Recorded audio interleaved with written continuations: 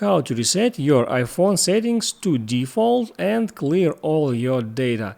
Hello guys, welcome back. In this video I'm gonna show the very simple way to reset your iPhone settings to default.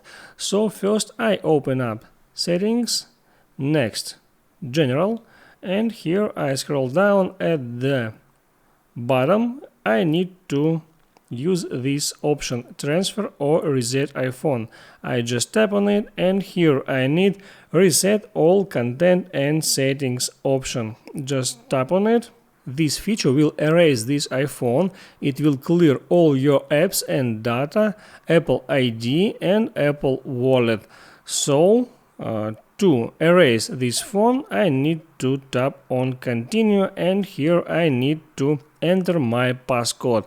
After I will enter it, the iPhone will be erased, but first all the data will be synced in Apple Cloud. I hope this video was helpful for you. Make sure you liked this video. See you next time.